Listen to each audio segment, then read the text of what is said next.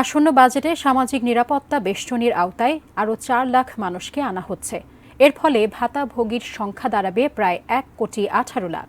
মাহাদি সেকেন্দারের report. সামাজিক নিরাপত্তা বেষ্টনী জোরদারের মাধ্যমে নিম্নবিত্তকে বাঁচানোর চেষ্টা থাকে বাজেটে। তবে এবার ডলার সংকট, বৈশ্বিক বাজারের অস্থিরতা এবং দ্রব্যমূল্যের ঊর্ধ্বগতিতে অস্থির বাজার। বর্তমানে এ কর্মসূচির আওতায় রয়েছেন ১,১৪ লাখ মানুষ। কাজের বিনিময়ে খাদ্য কর্মসূচি, টেস্ট রিলিফ, পেনশন, বয়স্ক ভাতা, বিধবা ও অসহায় নারী এবং প্রতিবন্ধী ব্যক্তিদের ভাতাসহ ১৩০ ধরনের কর্মসূচির আওতায় এ সহায়তা দেয়া হয়। গত অর্থ বছরে সামাজিক নিরাপত্তা কর্মসূচির জন্য বরাদ্দ ছিল ১,২৬,২৭২ কোটি টাকা।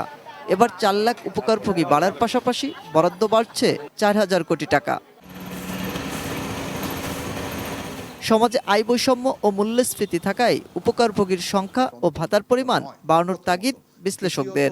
বাংলাদেশের যে মূল্যস্ফীতি সেটার সবচেয়ে বড় চ্যালেঞ্জ ছুড়ে দিয়েছে কিন্তু নিম্নবিত্ত এবং নিম্ন মধ্যবিত্ত পরিবারের উপর।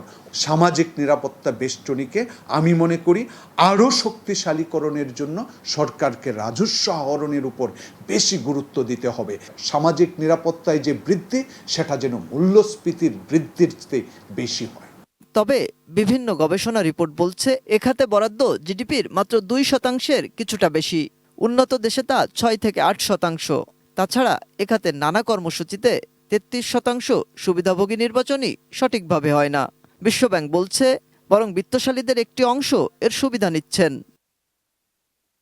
এ খাতে স্বচ্ছতা আর জবাবদিহিতা নিশ্চিত করার পরামর্শ বিশ্লেষকদের। ২ বছর আগের অর্থনীতি আর এখনকার অর্থনীতি এটার মধ্যে তো একটা বড় পার্থক্য আছে।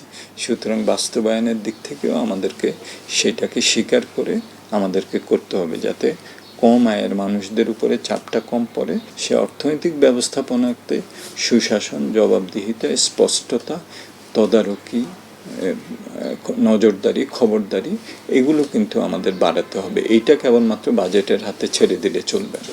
পেনশন ও ঋণের সুদকে সামাজিক নিরাপত্তা বেষ্টনী থেকে বাদ দিয়ে সাজানোর পরামর্শ তাদের।